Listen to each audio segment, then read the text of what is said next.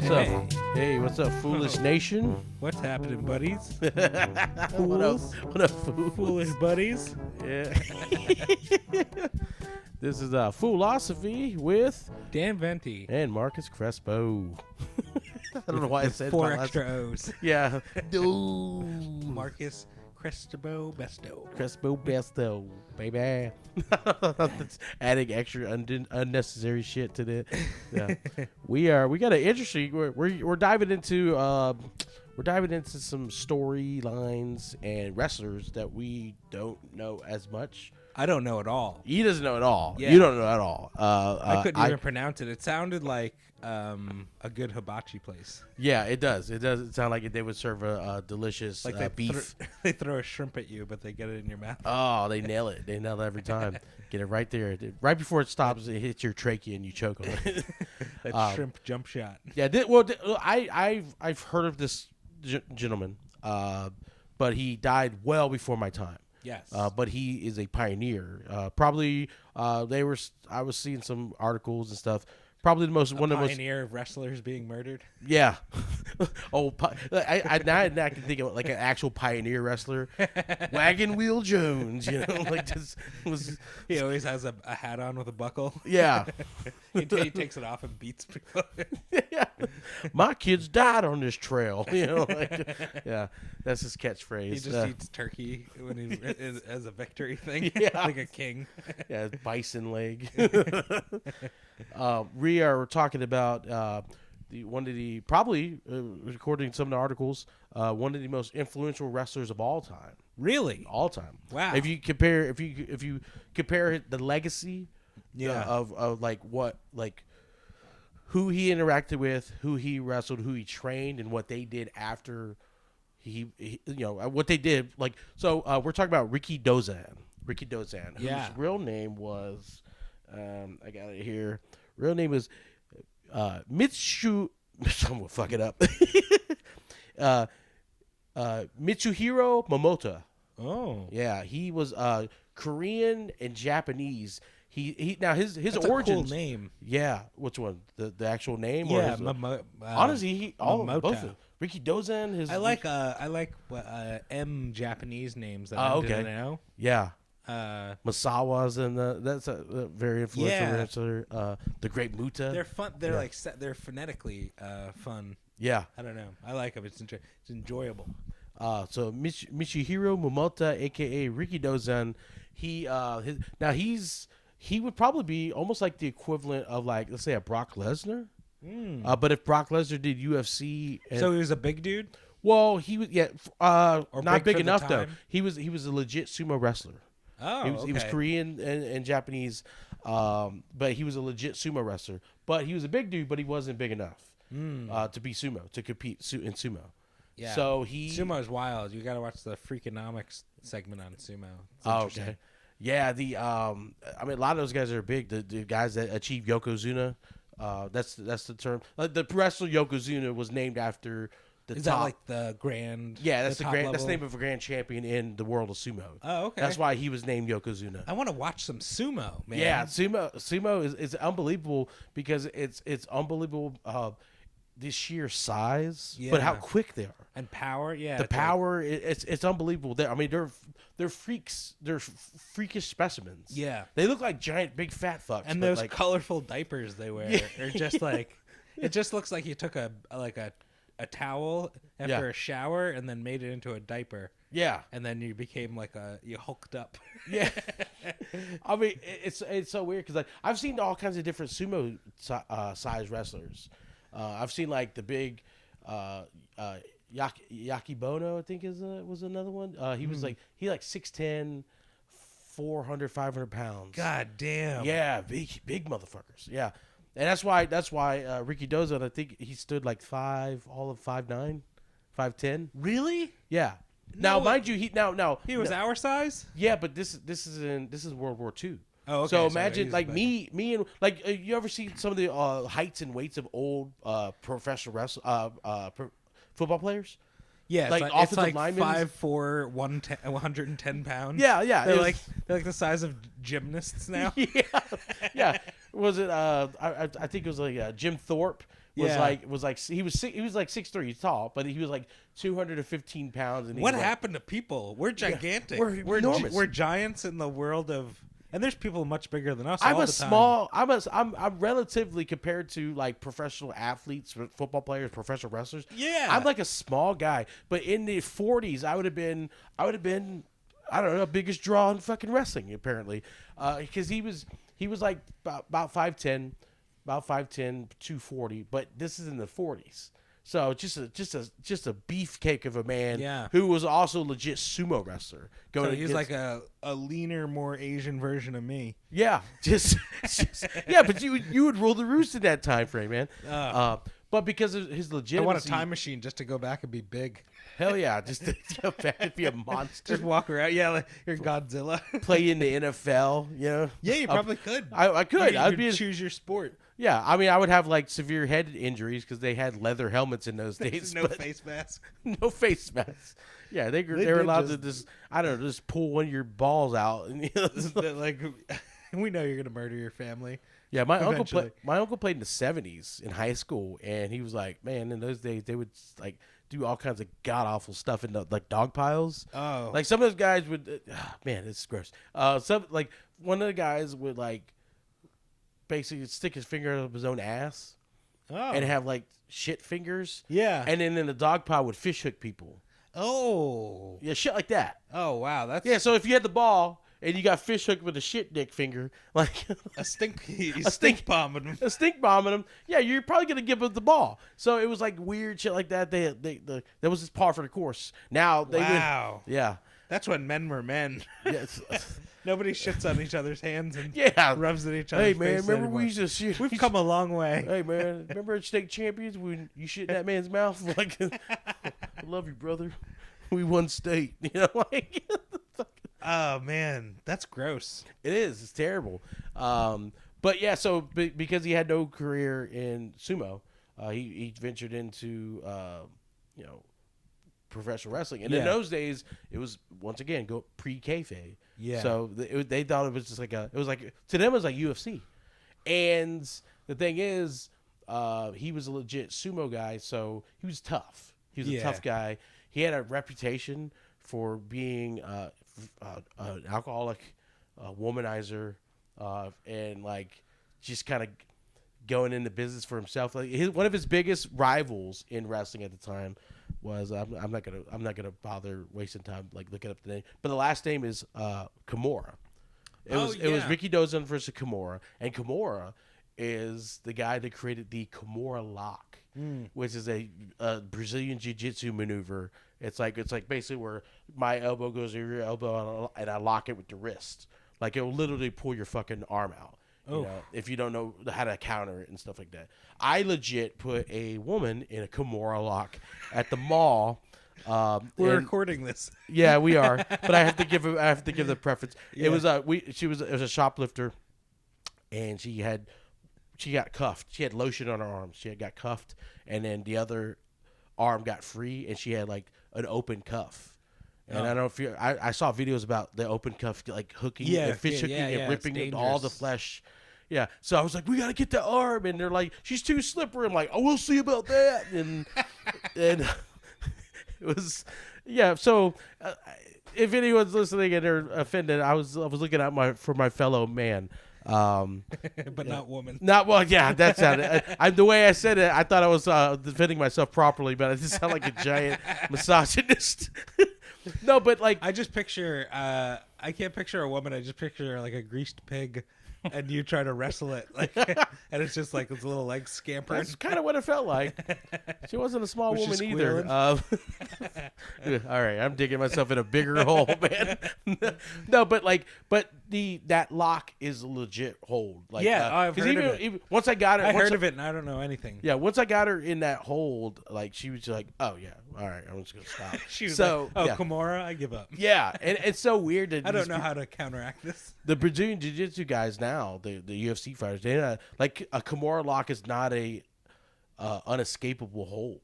Oh, they know how to. Yeah, there's counters to it and stuff like that. But in those days, what would you do? Attack the wrist?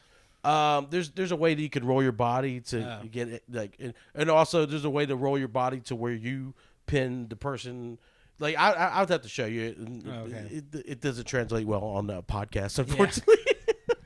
But yeah, he created this lock. Like, and so this was, this is the 40s, Yeah. 40s and 50s. So yeah, no one had any escape to it because they didn't know what the fuck Yeah, it they was. were like, this is So some it's just new- like, oh, this is some new wizardry. this guy's just gonna rip my shoulder out. Awesome, Yeah. But Rikidozan was a tough son of a bitch, and like that was their Rikidozan was the champ. A lot of people felt like Rikidozan was like just a big blowhard because like Kimura was a little bit smaller than him, but he was good Smaller than 5'9". well, the size. Oh. like Rikidozan was like my build. Like Okay. In 1950, It was like 240 was like my build. It was Yeah. like, oh, you're so humongous, 240 for me is a weight loss, like, and then Kimura was a little bit lighter. But Rikidozan wrestled all over the world. He traveled all over the world. One of his biggest American rivals was a gentleman by the name of Luthez. And Luthez is he's one of those American influencers. Luthez was he was like a legitimate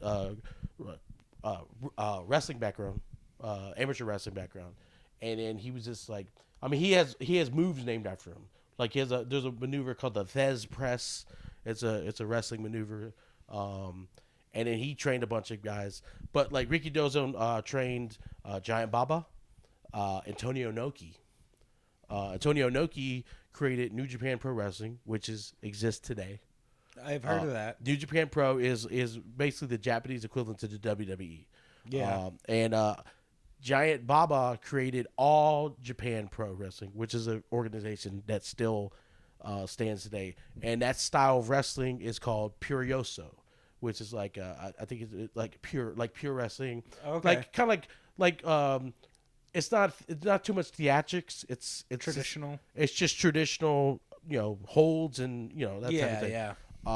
But obviously that they've expanded into the theatrics and Yeah, probably had to, right? Oh yeah, have to. You got to put asses and C's, make it interesting. Yeah, give it a storyline. If not, you're just watching a bunch of fucking greased up Headlocks guys and, in like, underwear like wrestle each other. It's kind arm bars. yeah, yeah, and so yeah, man, he was known for just being like no nonsense type of dude. But he was mega star, very well respected. Luthez, and like I said, in those days before kayfabe, if a wrestler was legit, they didn't have to lose.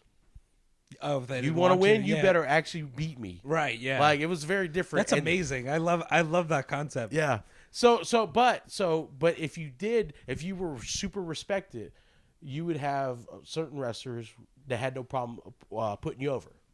Yeah. They had no problem putting you over. And Luthez respected Rikidozan so much that he put Rikidozan over in Japan at the height of World War II. Or post, or like during World War II or post World War II. An American wrestler put over a Japanese. That's the respect level that he had with the other wrestlers. Wow. Yeah, and he was like the face of the company. He's like a megastar. But he was stubborn, and he was egotistical, and that led to his death. Because his death involved the Yakuza. You ever heard of the Yakuza? Yeah, the Japanese mafia. Yeah. Apparently, I've heard different reports that he was involved in the Yakuza, or he wasn't involved in the Yakuza and he just like had to run in, which led to his death. Okay. But I've seen more things where he was like low key involved with the Yakuza, which makes sense because his lifestyle was. You imagine what Ric Flair's lifestyle. Yeah. I'd imagine That's where Rikidozan was living. Yeah. In the 50s. Yeah, so he probably reached, had some crossover with them at some point. So yeah, I could see that tying in. Yeah, I mean, also the Yakuza was just they had their hands in. I heard a story like much later where Hulk Hogan wrestled in Japan extensively in his early in his career, and even like pre WWE days. Hulk Hogan. Oh, Hulk Hogan got fired for doing Rocky 3, by the way. Oh, the movie? Yeah. Because in those days they didn't want their wrestlers to be movie stars. Oh, so I didn't know that. Yeah, he wrestled for the WWF, Then he got www.f. yeah. It was like the Worldwide Wrestling Federation. Yeah, I think it yeah. was called in those days. And so he wrestled for them. He did Rocky 3. Vince didn't like it. I'm not sure which Vince, the current Vince or his dad. Yeah. And because in those days wrestlers were supposed to be wrestlers. Yeah, They yeah. fired him, and then before he joined another organization called the AWA, he wrestled in Japan and stuff. Okay. And in those days, one time he had an issue. He had a run-in with the Yakuza.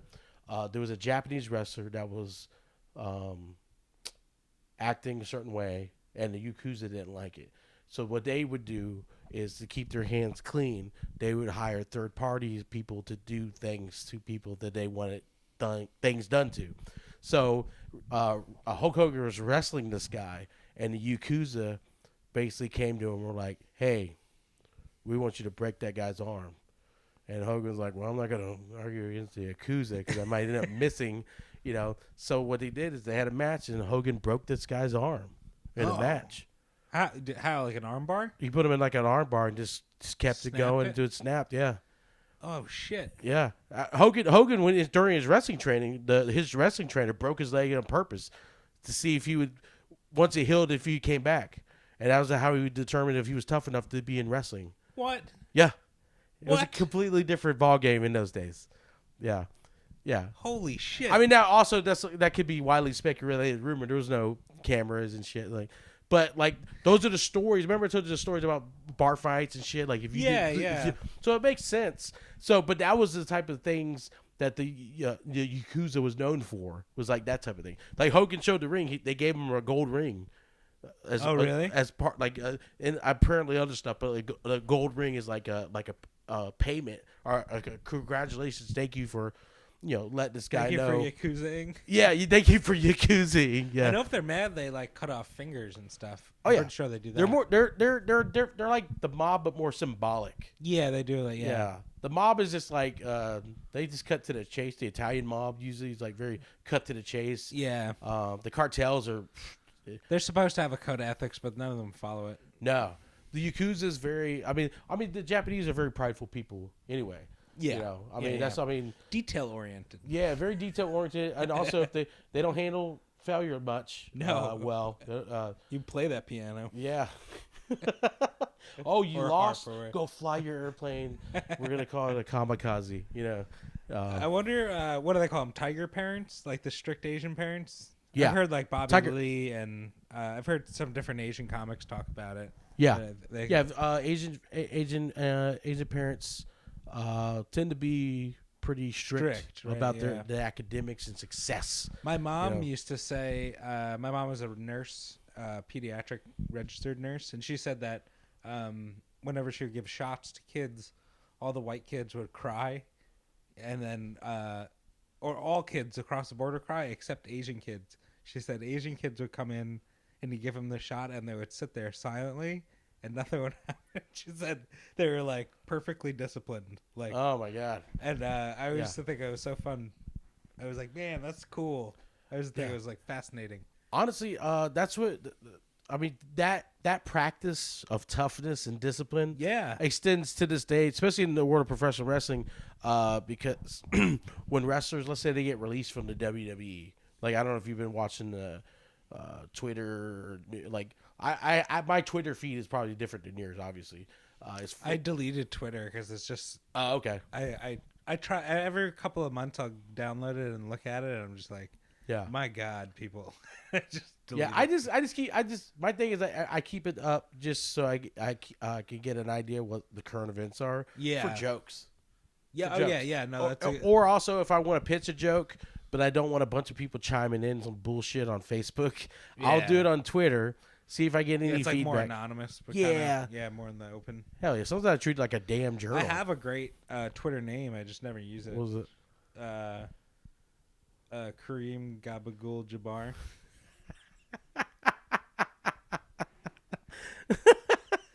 I love it, dude. I think it's at Gabagool Jabbar. Gabagoocha bar. That's fantastic, dude. Yeah. The Don't follow me. I don't use it. no, I just wanted to hear the name.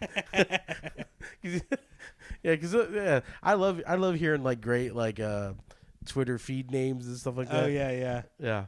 What got us on Twitter? I don't even remember now. Fucking head injuries and shit. Oh no. Yeah, you do see some wild videos. Yeah. I have a friend who like lives on Twitter, and he just sends me Twitter links. Like probably once an hour, we get different Twitter links sent to me and one other guy. Yeah. And yeah. Yeah. My thing is that sometimes it gets annoying is when people get super political. It's like, dude, you're just yelling into an echo chamber. Oh yeah. You know what I mean? Most of the people on here, you know. Yeah, they just stick with people they agree with, and nobody grows as a person. Yeah, exactly. I know, it stinks. That's like befriending Planned Parenthood and be like, you know, don't you agree about abortion? Like, yeah, we're fucking Planned Parenthood. It's one of our practices here. Yeah, like, isn't that what? Yeah. I know, it's funny. Well, it's funny that you go on there and everything seems so terrible and horrific, and then you go and you just walk around and hang out in the real world, and everything's great. And yeah, I don't know. It's just a bleak, or not bleak. It's a very extreme view of the world in one way or the other. You know, typically what you see on there. So I don't know. I just choose not to partake. But I'm like, I don't like social media in general. I actually I have my social media in a folder, and the folder is named Turn Back. That's hilarious. Oh, hell yeah, dude. Honestly, if it wasn't for like having to promote things, I'd probably. Oh yeah, no, I totally get it. It's like a necessary evil, especially nowadays with like if you want to do comedy or like do any kind of creative pursuit. Yeah. Social media is like a necessary component of it. And I hate that. I hate that it's required, you know? Yeah. It's just we're just in the information age. That's all it is, really. Yeah. Some social media is cool. It's like the fact that like Facebook exists is the reason why high school reunions are just the dumbest fucking thing now ever. There's no need for Everyone's high school reunioning every day. Yeah. Yeah, before you would go to high school reunion and see who's got what job and who got fat. Who got fat, who's hot still. Yeah. And now you just can you add bang 'em. your old crush? Yeah, then you find out, my crush now has like one leg and which means I can she's par for the course, baby. Yeah. And even now she's still rejecting me. Fuck. Just scooting away with the one leg. Oh yeah, dude. But honestly, the social media would have like Rikidozan. The more I read about him, it's like, man, he would have been a tabloid.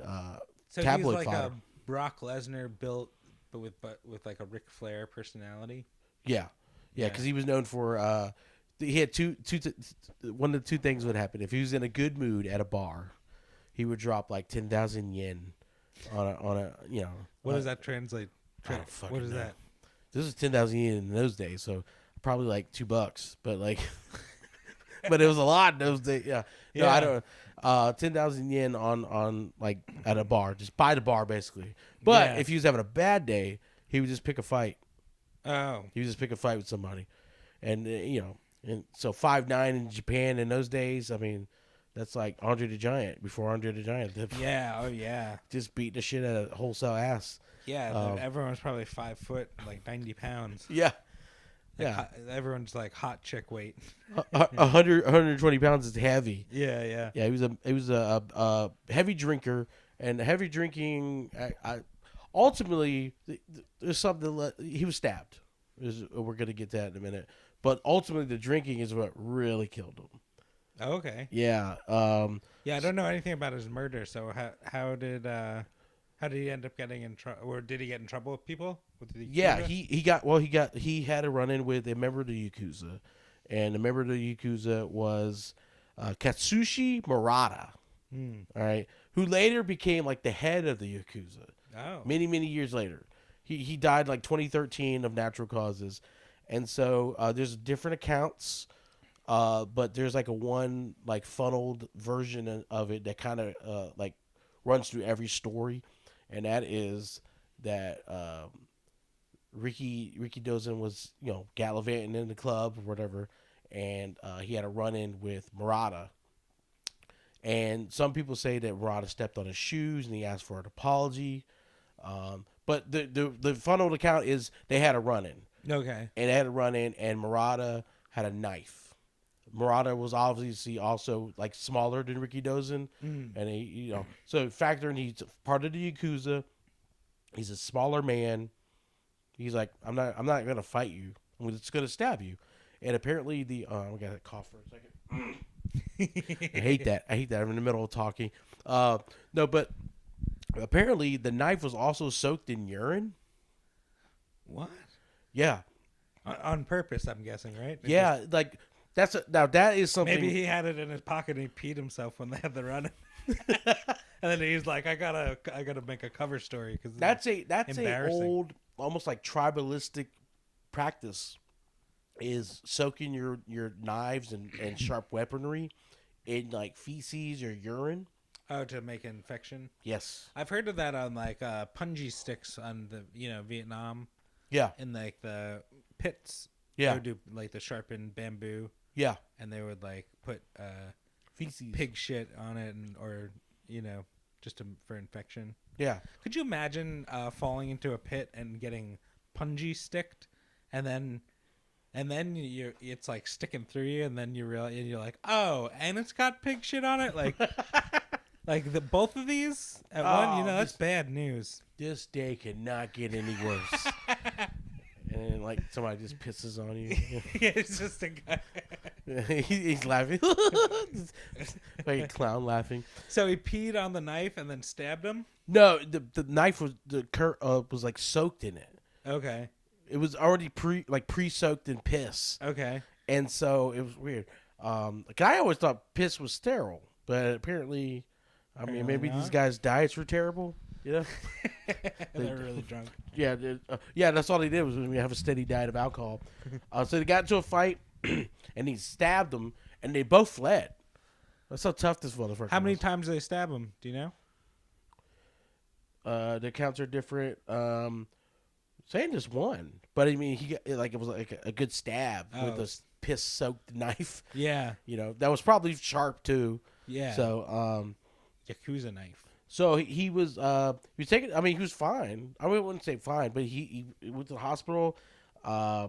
They advised him to have surgery, and then they had surgery. He had surgery. It was successful. They had stitches. The problem was, this is where the drinking comes into play. They told him not to drink because it would thin his blood.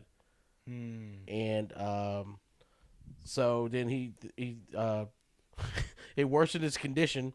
And he had to have a second surgery, and it's just because of all the drinking. If he would have not drank so much, he would have been fine. He would have died.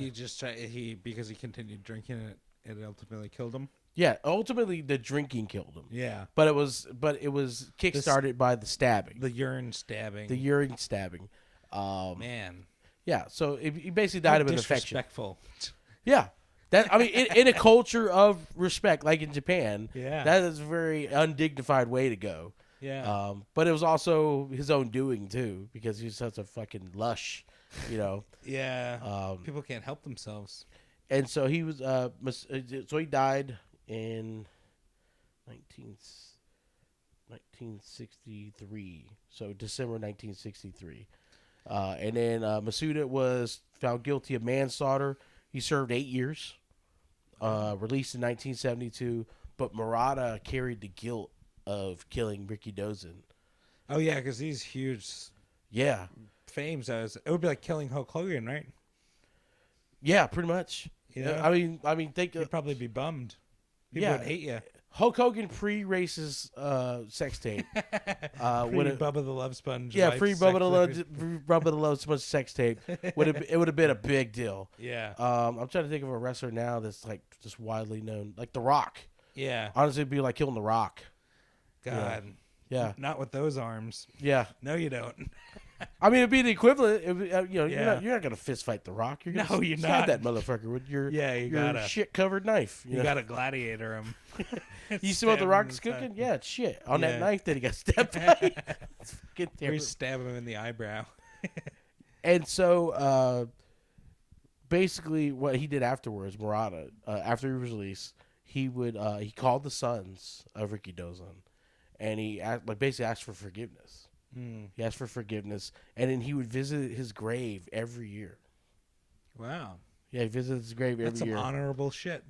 Yeah, and then also then he became a high. He wasn't the leader. He was a high-ranking member of the Yakuza. Okay. Yeah, and that's it's very anticlimactic. I thought it was more. I thought it was more mob. I thought it was. Now here's the thing though. Here's where the rumor mill comes into play. Okay. Is that's the widely accepted story, but I've also read different variations where the Yakuza were known for being low key, and Rikidozan was involved with them, and Rikidozan's lifestyle was not low key.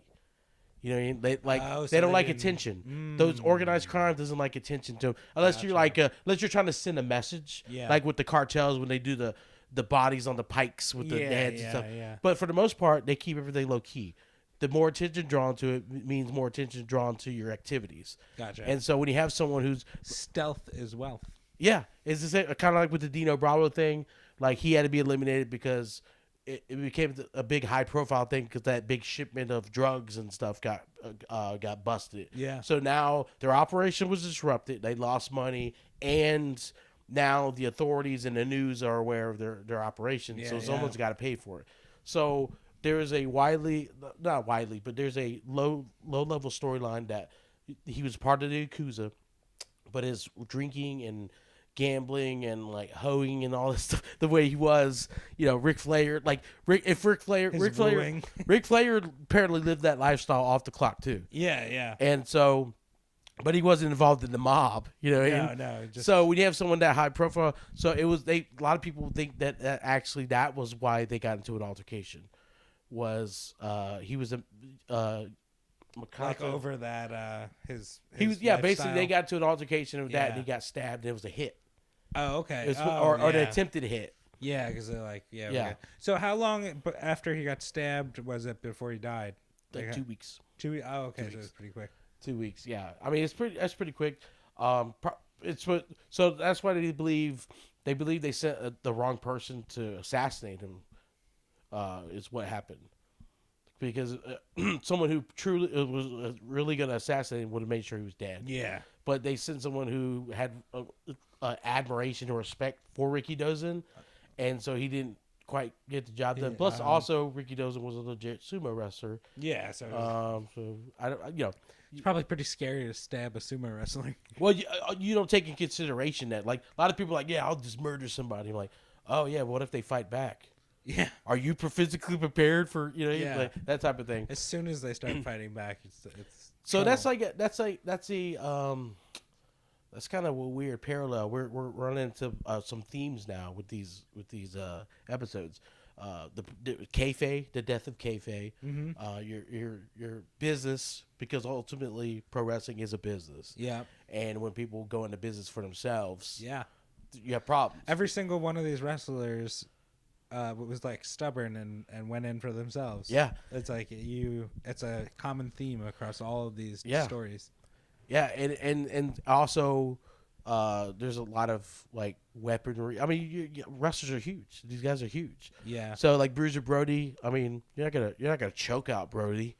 You get a kitchen knife and stab him in a fucking locker room in Puerto Rico or something like that. And so that's a common theme is like, but because they're big guys, the involvement with organized crime makes sense. Yes. For like muscle, you know what I mean? Like if, honestly, like if you owed money and fucking Brock Lesnar showed up to your door to make sure you to guarantee payment, you're gonna get paid that day. Yeah. Or Brock's gonna get paid that day. For the most part, so that makes sense. But unfortunately, I don't think a lot of these organized crime people took in consideration the lifestyle that a pro wrestler lives, the personality types. They're what they do in the bars. They're high profile. Yeah. So you have something that lives in the shadows, and you have someone high profile. So that makes sense. Yeah, I would lean towards that. Yeah. Just it kind of it lines up with like it gives a reason. It gives motive Yeah. for the murder. Yeah. As opposed to like you stepped on my shoe. Yeah. You But know? but the widely accepted version is that because it's more palatable. Yeah, Than having a legend be involved with the Yakuza. Yeah, and you just know what I being mean? like we took you out on purpose. Yeah. because it's, So I was seeing some sources, doing some interviews with some guys that actually knew him, and they said that he was involved with the Yakuza, and so like, and that the hit was like because they were getting a little upset with his partying, basically. yeah. You know, and so yeah, you seen it in movies, you seen it in like mob movies and stuff. You know, someone's like Yeah, fucking up. there's always like problems with someone getting involved with drugs, either selling it or doing it. Yeah, Like Goodfellas had that, and Yeah. if you read if you ever read or look into any like real mob stories, the drugs always end up fucking things up, you know. yeah. And That's then why they rat each other out, and then Oh it's yeah, a that's mess. why they say never get higher on your own supply and stuff like that. Yeah, So just don't join the mafia. Yeah. It's so tempting though because the mafia, the money they bring in. Yeah, So you get these guys that are like, especially in those days, before like now pro wrestlers are like they're almost like neutered. You yeah, know? yeah. Plus kayfabe, the There's breakdown. probably money in the safety of it, you know, like controlling it.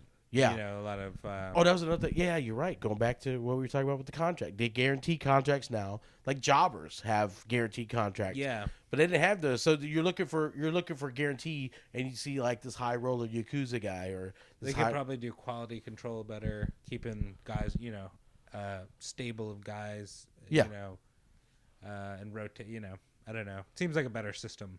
Yeah, and pro wrestlers also were known for keeping their own secrets.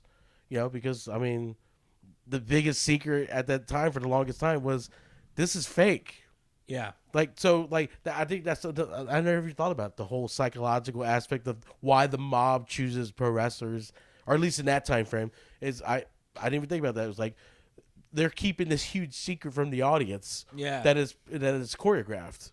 Yeah. So they're like, oh, they can keep secrets. All right, I like these guys, and they're big burly And they're guys. gigantic. Yeah, yeah. But then they I don't think they take into consideration like all the drinking and hoeing and Yeah. stuff. But yeah, it was yeah. So imagine if The Rock got involved in organized crime, gets stabbed by a urine-soaked knife, And then died 2 weeks later. and then Yeah, died that 2 would be weeks big. later. Yeah, it would be. But yeah, but he, I don't know if you know Antonio Inoki. He was one of the guys that Rikidozan trained. Antonio Inoki actually had a match with Muhammad Ali. Oh. Yeah, Antonio Inoki at one point was like the biggest wrestler in the world. Wow. Yeah, this was in the 70s too. This was in the 70s. So he started the first version of like New Japan Pro, and Antonio Inoki was he was massive star. So like at one point I told you how like Andre the Giant was probably one of the biggest, probably the biggest pro wrestler, Yeah. if not all time. Honestly, look, seeing what I'm reading about Rikidozan, if social media existed then, he might have been. Oh. That's why he's considered like one of the most influential pro wrestlers of all time. But I mean, this was like, you know, his popularity was like, he wrestled Lou Thez, and I think it was like the most viewed event in Japan history. Oh. Wow. If you based on the numbers at that time Yeah. and stuff, but based on the population and the sheer numbers, so it'd be like, I'm trying to think of like the finale of MASH, or like the finale of Seinfeld drew Yeah. like it was like 20%, a 20 on the whatever their scale is, Yeah, which is yeah. like several hundred million or something like that. The equivalency of Rikidozan beating Lou Thez, which was the American champion, for the NWA heavyweight title, drew like a 70. What? A 70, like, so Like 70% of the country was 70% of the country. Jesus. That Watch has to be like this. some kind of record Yeah. anyway, you know? Yeah, I think today, if you just not count the numbers that exist now, but just like Yeah, like the per percentage, capita kind of the deal. per capita, Yeah. it's the most viewed event in Japanese history. Wow. Yeah, fucking pro wrestling That's match. wild. Yeah, and if you see Lou Thez, it's so weird because Rikidozan, I mean, for his build, he was like the '80s shredded guys. Yeah. But Lou Thez was even more. He just looks like a Like a carpenter. like a carpenter, like a fun uncle. Just a blue collar worker. A blue collar, yeah. He's like skinny dude cut, or Yeah, it's not even cut, like skinny dude, like in shape. Yeah. Like it was weird. It's such a weird thing when you think about it. Especially when you think of the context of pro wrestling, It's true. But yeah, man. So that's the themes that are running through this whole thing is the breakdown of kayfabe, people going into business for themselves, mob, and then their vices. Everyone's vices getting involved. You know? I love it. Yeah, man. And then we'll continue this theme next week when we do our episode on. We got a tasty treat, or we got a little surprise for you. Yeah. An appetizer, if you will. Yeah. No, this would be dessert because this is after the Rikidozan. Yep. So tasty morsels coming your way. But let us know what you think. If you heard of Rikidozan, look him up. He looks like a character from Mortal Kombat. Yeah, pretty much. Yeah. Yeah, he looks like a character in Moana, kind of. Yeah. But yeah, until next time, give us a like and subscribe. And comment on the Instagram. Yeah, man, definitely. Because like Rikidozan is definitely not someone who's a household name. No. All the people that knew him are all dead. Yeah. Some of the best people are dead. Yeah. Or the people that do remember him don't remember him because of dementia. You know? All right. But that's been our episode. Don't forget, it's cool to be foolish. Stay foolish.